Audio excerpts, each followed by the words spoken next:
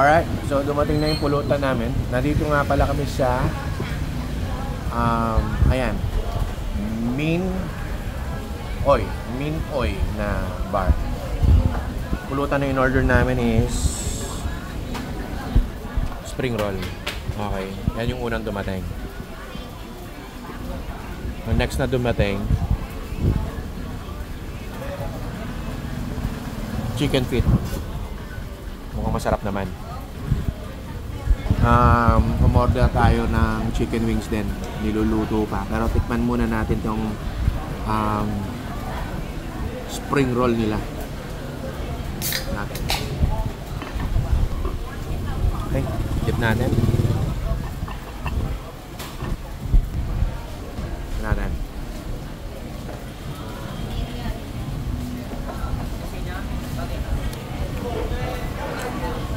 Okay naman, sarap. Authentic Vietnamese spring roll. Sobrang tapang ng herbs nila, cilantro, sa yung ibang gulay sa loob. Masarap naman siya. Ano nga pala to? 50,000 Vietnamese dong. So, kung mga 100 pesos. So, kinocompute ko siya. Tina-times 2 ko lang. Like, for example, 50,000 times 2, 100,000 Vietnamese dong divided by 1,000 para makuha ko yung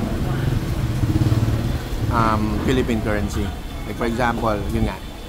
50,000 times 2, 100,000 divided 1,000. So, that's 100. So, 100 pesos. Close to, close to 100 pesos, pero not exact.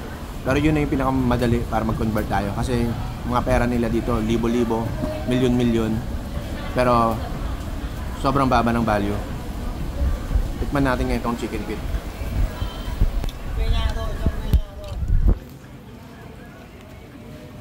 Hindi talaga ako kumakain ng chicken feet eh. Pero mukhang masarap eh. Tikman natin. Ewan ko kung paano to. Pero ayun. Naku, Diyos ko po. Narinig sa vlog ang mura ng aking jowa. Okay, eto. Tikman natin. Okay, tikman natin.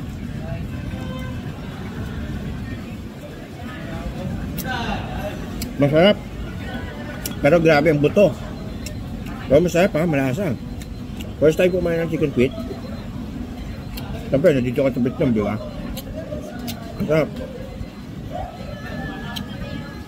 Mamaya, continue natin pagdating ng chicken wings. Pero, overall, masarap. Yung roll, sa yung feet. May distinct na lasa. Masarap. Okay, babalikan ko kayo.